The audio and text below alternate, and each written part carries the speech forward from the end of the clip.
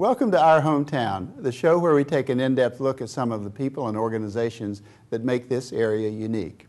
First, we'll speak with Gordon Coulson about the new Veterans Memorial at Sunset Beach Town Park. Then, we'll travel to the Brunswick Little Theater in Southport to learn about their production of Shrek, the musical, which will be showing this summer at Odell Williamson Auditorium. And lastly, memory care consultant Martin Case with MemoryMattersOnline.com will tell us about cognitive loss issues.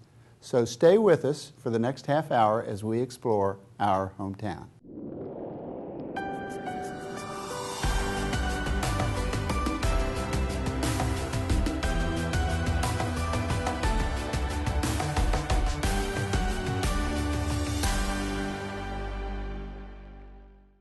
My guest is Gordon Coulson. Gordon is with the Veterans Memorial at the Sunset Beach Town Park.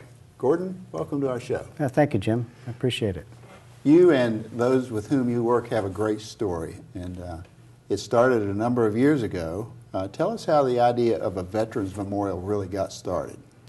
Well, I think being a Vietnam vet came out, and now people are really taking a look at supporting the soldiers, the veterans, the men and women that are going in now, those that have come out, and those that are not living anymore. And this started back, I think, in about 2004. My knowledge is pretty limited, but I believe it started with the former chief of police by the name of Jay Carr and perhaps Mr. Lou DeVita. And since then, you've moved into the stage of raising money. We have. We're going to talk about the bricks here in a minute, which is a great story. And of course, we have a pictorial just behind you to show what the park will look like. Yes, sir. Why a Veterans Memorial? I know the answer, but I want our viewers to know that. The Veterans Memorial is an important way to remember those that have served our country. Right. For those that have not served the country, it's important for them too, because they now know what our soldiers of today go through, do, and are trying to keep the world peace. And we ask those folks too to come forward and buy a brick or give a donation so that we can go ahead and complete this venture that we're on right now, with the memorial being in the Sunset Beach Park. Why Sunset Beach Park, you might ask? Well, sure. There was no other space large enough to put something, and when the town of Sunset Beach bought the park, we made an effort and put together a proposal to them to allow us to put a Veterans Memorial in the park there. We got a unanimous vote to do it. We reduced the footprint just a bit, but we broke ground on Memorial Day, and we'll put a picture on the screen that shows the space, but it really is quite ample for the memorial. Absolutely, yes, sir. Before we went on the air, we talked about the presence of veterans in Brunswick County, which is really unique. Give me those numbers again. Well, the numbers that we found in Brunswick County, there are approximately 15,000 veterans of some form or another, whether they're retired, they were drafted and only put 2 years in way back when, they enlisted into the services that they wanted to enlist in, have now come down and lived here. And a lot of them are North Carolinians, but like myself, there's a whole lot of us that have transplanted from places all over the country, right here in Brunswick County. I'm one of those also. Great, yeah. And I've said before, the veterans in Brunswick County have a quiet presence. They do. But it is definitely felt, definitely felt. It really is, and the folks that have come forward to try and talk about what their adventure was in Vietnam, there's a lot of guys, and men and women, I should say, that they don't really want to talk about it when they've seen where we're going to do it, and now with the actual turn, they know it's coming. So with your help, and especially this, is that we're going to build this memorial this summer. We're going to start in August, and we'll have it built and ready for dedication on November the 11th this year, Veterans Day.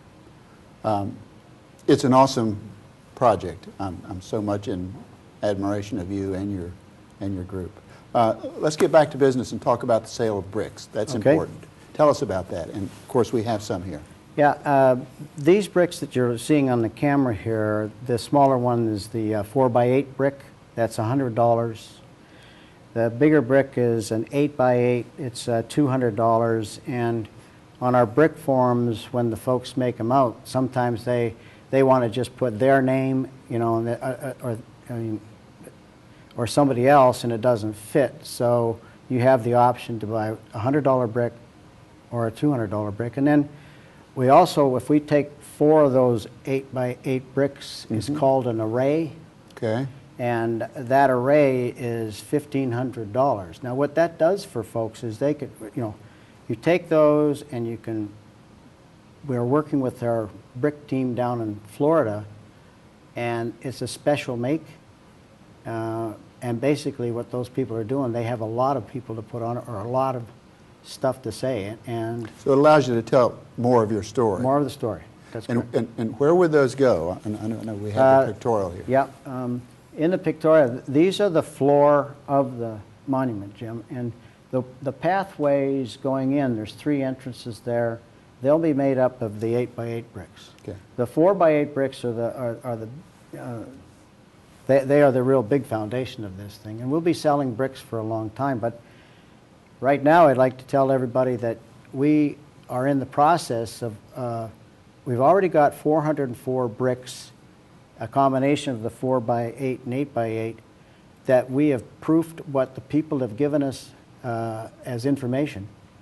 And we're going to take and cut off on the 24th of June to allow us time to get these down to brick markers so that the bricks can be cut and then sent back to us in September so that we can put them on the slab of cement, which is ready to go. Okay, I'll call that round 1 because by the time our viewers see this, that date will have passed. Good. Okay, but you'll be moving toward the next round, obviously. Absolutely, and we're going to try to focus on a semi-annual quota or number so that we can set people coming in after June 24th can buy a brick, and it'll be, you know, not till probably Memorial Day of next year. But from dedication time in November to Memorial Day, we'll pick up and start doing Now, again. most of us know the 4 major services, the branches of the service, but there's a 5th and a 6th. There is. Give us those as well. Yep, what you're looking at right here, we do. You can't see the one that's behind the 2 children, the statues there, but we've got Army, Navy, Air Force, Marine Corps, and Coast Guard, and then the number 6 there is the Merchant Marine. Right. And right. They did yeoman's work during World War II. Absolutely. And they finally got recognized in 1958, and why not put them in there? Absolutely. There you go. Gordon, you're the chairman of a steering committee that has gotten this off the ground, Yes, sir. but you may want to mention the other members of your steering committee, and I'll hand you that piece of Great. paper just to make sure we get them all. Yeah, because I got a good memory, Jim, but it's not that good. And yes, I am the chairman. My first vice chair is a fellow by the name of John Corbett. Second vice chair, Aaron Joseph. Our secretary is Loretta Danielek. Our treasurer is Charlie Nern. Members of the steering committee are Bob Hanania, Chuck Helmbolt, Joe Johnson, Jay Kerr, and Lou DeVita and Jerry Anduar. And that's the bulk of our whole committee. We do have some volunteers, but we're always looking for volunteers down the road. Well, a great big thanks to all of those as well. Absolutely. Let's mention the website, www.sb for Sunset Beach, vets.org. Correct. And we'll get that on the screen as well. Correct. And the other way to do it, too, is, of course, honoramericasveterans@gmail.com. Thank you. Gordon Coulson, thank you so much Thank for you. what you're doing, and Thank you, thanks sir. for being with us today. Thank you very much.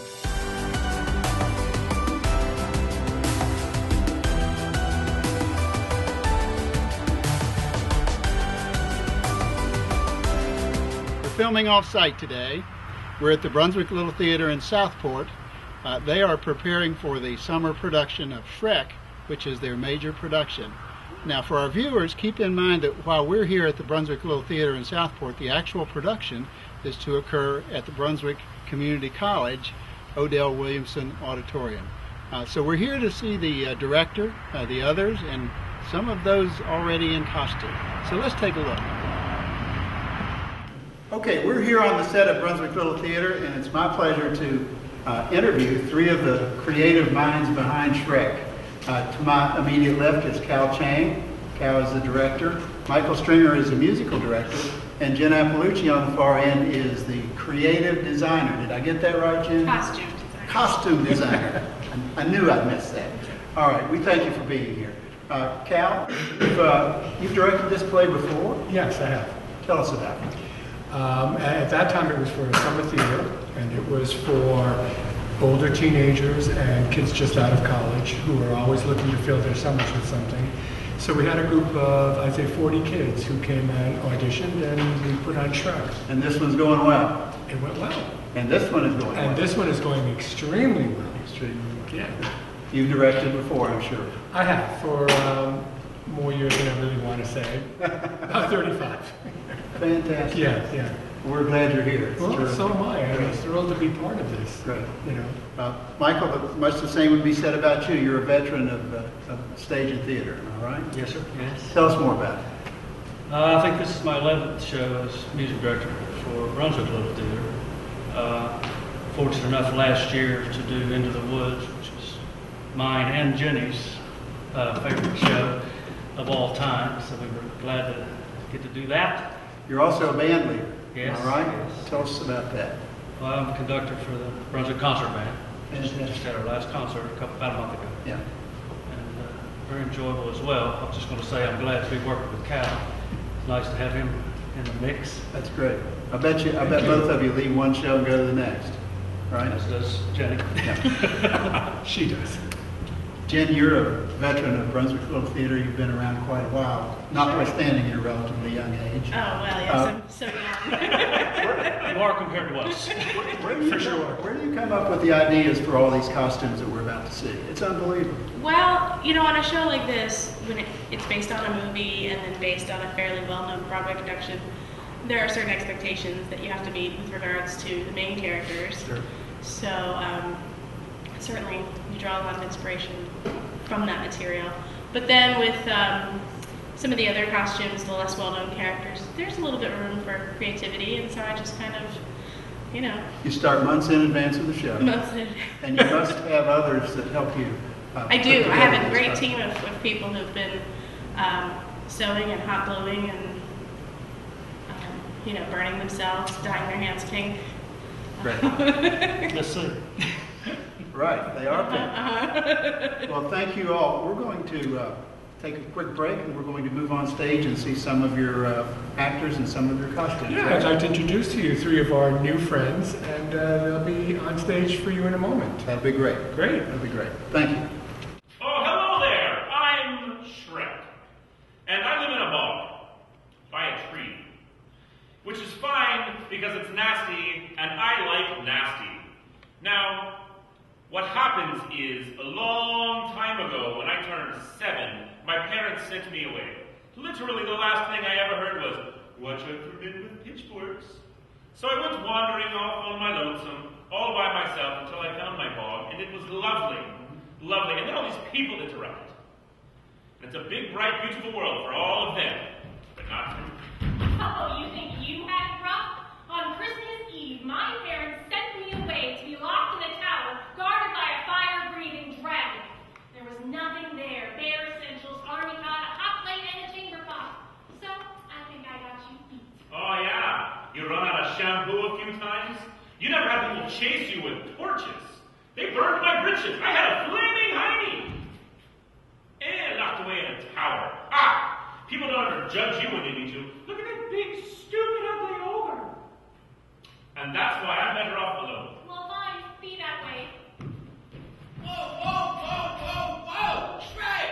Here we are in our swamp, just like we said we was going to be, doing the same nothing like I said was going to be a problem. What is your problem anyway? Donkey! We've been over this. There is no me. There's my swamp. You know what, Shrek? When I met you, I didn't think you was some big, dumb, stupid, ugly ogre. Yeah, I know. So, there's no one else you'd rather be?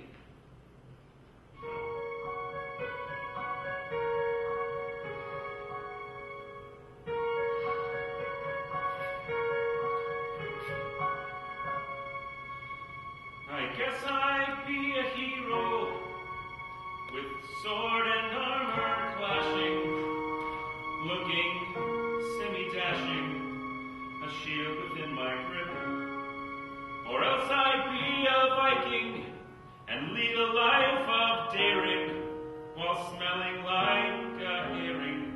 Upon a Viking ship I'd sail away, I'd see the world, I'd reach the farthest reaches.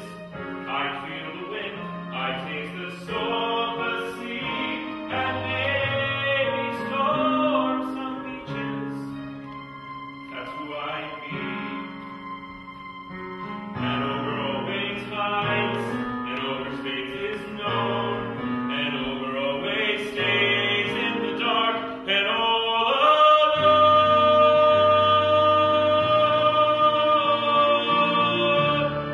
So yes, I'd be a hero, and if my wish were granted, life would be enchanted, or so the stories say. Of course I'd be a hero, and I would scale a tower to save a hothouse flower and carry her away. A standing guard, there'd be a beast, I'd somehow overwhelm it. I'd get the girl, I'd take a breath, and I'd remove my helmet. And over always hides, and over space is known. And over always stays in the dark.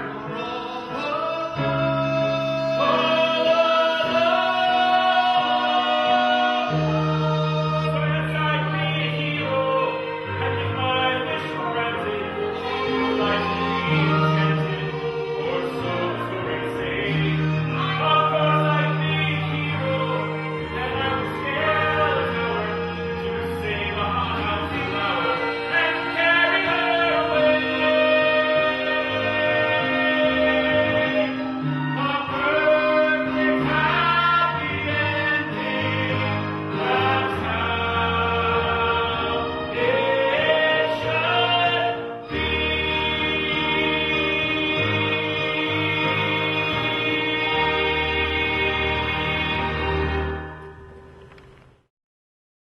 Well, you all have just met three of our major characters. We have Donkey, Shrek, Fiona. We hope you enjoyed that little piece, and we definitely hope you'll join us at Odell Williamson Auditorium. Thank you very much.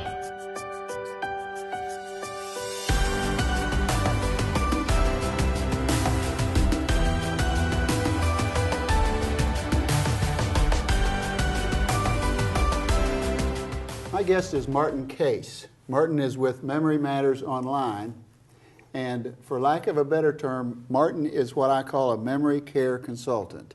Did I get that right, Martin? Absolutely. Welcome to our show. Thank you. I'm glad to be You here. have so much information to give to us in a brief period of time. Tell us what you do.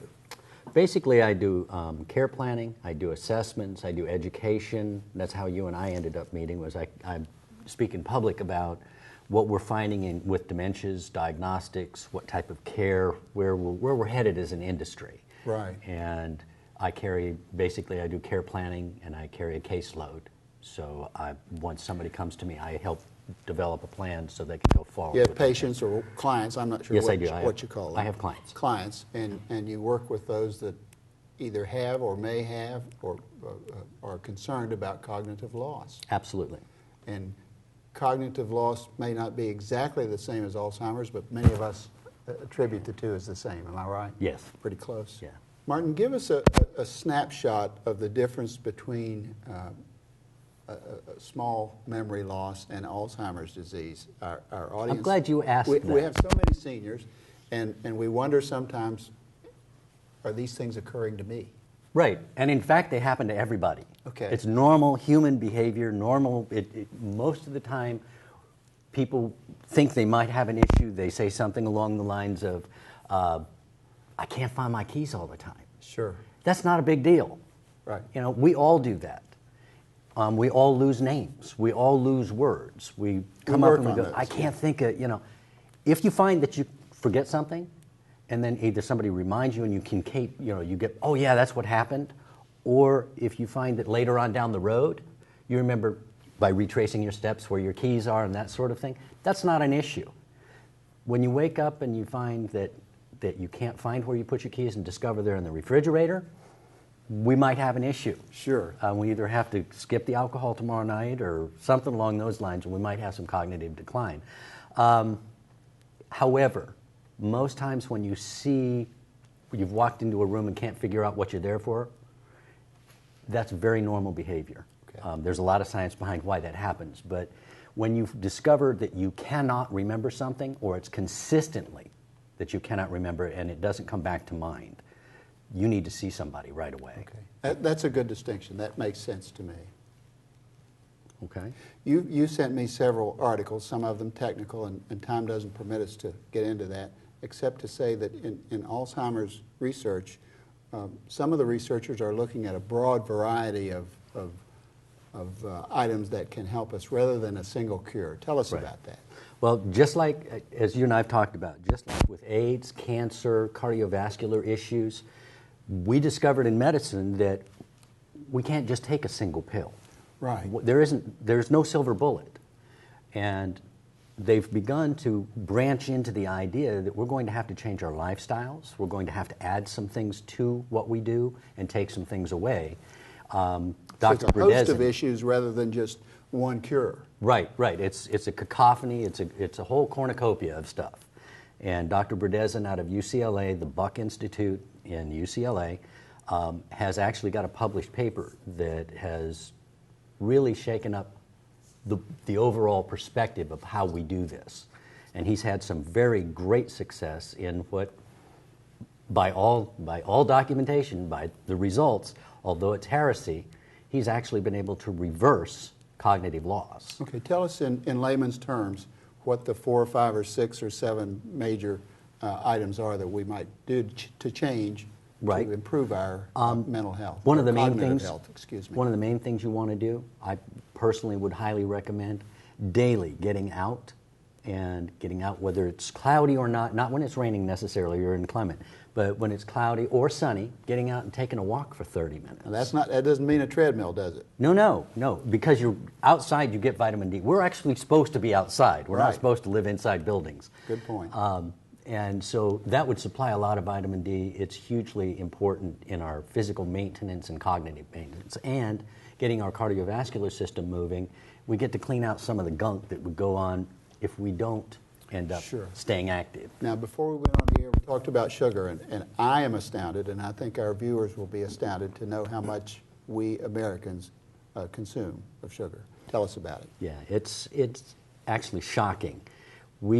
If you just drink like a 16-ounce soda, and without naming name brands, they have up to 16 teaspoons full of sugar in them. That's much sugar, is it not? Yeah, it's huge. And that's not talking about these big gulp things. Right. And they've got similar amounts of sugar in them. The average American is consuming between 22 and 25 teaspoons full of sugar every day. Now stop. I want our viewers to get that because it took me a minute to get it. Say that again. Between 22 and 25 teaspoons full of sugar every day. Nobody would sit down to do that. It'd make you sick. Of course. But we do that throughout the course of a day. In a year, it's 175 pounds of sugar. And we don't even realize we're doing it. That's how much I weigh. See? And what ends up happening is we develop insulin resistance. And I don't know that I'd mentioned this in talking with you before. One of the things that they're talking about Alzheimer's being renamed as, because it's not very descriptive as Alzheimer's, is type 3 diabetes. I see. And it's because our brain can develop an insulin resistance, and Alzheimer's has a connection to that. And it can trigger Alzheimer's. It can trigger a dementia. And it's just an unnatural amount of sugar that we're consuming, and it challenges our systems. Mass sugar consumption equals cognitive loss? Absolutely can. Yeah, we all have met people that eat a lot of sugar and don't get type 2 diabetes. Of course. So, but the fact of the matter is there's a huge connection. Your viewers can look that up on the internet, type 3 diabetes. There's a huge amount of research out there. Wow. The other things that are concerning are having white flour, things that are not whole grains, and anything that you actually have to add things back into in order to sell them over the counter as food, they're really not food. Now, you've mentioned exercise and sugar consumption, but there are 3 or 4 other items, and we're giving our viewers the very short version. Right. Let's talk about those very quickly. Okay. Getting enough sleep, 7 to 8 hours sleep a night. It needs to be consistent. Don't take sleeping pills. Those are dangerous. use of vegetables, raw vegetables, steamed vegetables, those type of lower And we're told processed. that every day, aren't we? Absolutely, and it's Yeah. and it's true. Yeah. And consuming more things out of the ocean that Mm-hmm. aren't farm raised, seafoods, that sort of thing. Getting omega-3, taking that in our diets, maintaining your overall cognitive function by trying new things, engaging yourself. Sure. Give us some examples of challenging but productive exercises that seniors might engage in. The most productive thing, according to Dr. Valenzuela, who's a neurologist, probably the foremost in the world for research at the moment, actually learn to dance with somebody and have a partner.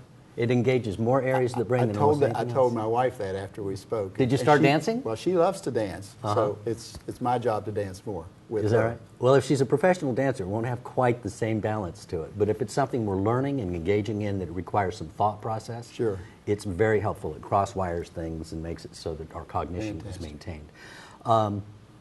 At least in between meals, your last meal of the day, you should then go 12 hours without eating. I found that very interesting. Give us a quick reason as to why. Part of it is, in America, we tend to snack all the time and we tend to eat late and continue to eat all throughout the day, which little meals all throughout the day are fine, but as we age, our digestive tracts are less effective. Giving it an opportunity to rest for 12 hours in see. between allows a healing process to go on that you wouldn't get otherwise. And so it allows better digestion, it allows for better overall intestinal function, and it lets things settle down.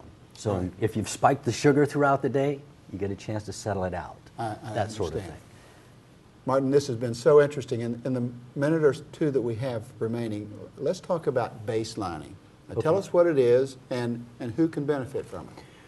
Everybody knows that by the time you're 40 or 50 years old, you need to go in and get a colonoscopy. Sure. Nobody likes to talk about it. We need it because we can check and see if something's going on. Same thing with mammographies. You get a mammogram Sure, and of that course. sort of thing. It's preventative. The same thing should be happening with one of the other organs in our body, which is our brain. We key need to one, check yeah. on this stuff. And for a very small amount of money, it's $178, you can go to the Mars Memory Health Network in Wilmington and get testing done and get a great baseline that says how you're functioning today. And probably by the age of 40, you should have that in place.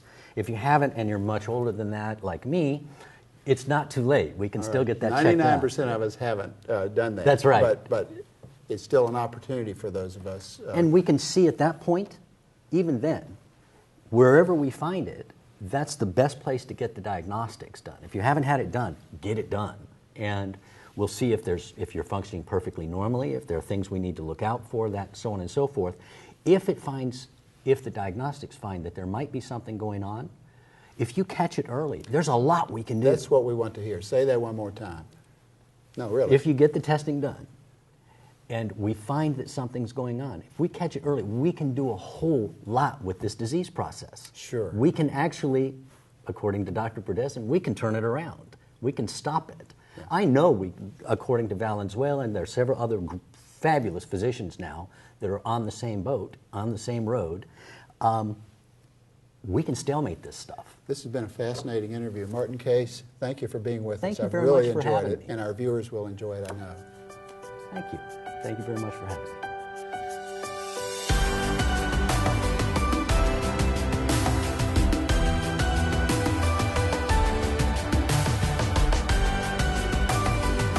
Thank you for joining us this month on Our Hometown. If you have a story that you'd like to share on a future show, visit us at atmctv.com to tell us about it. And thanks again for joining us.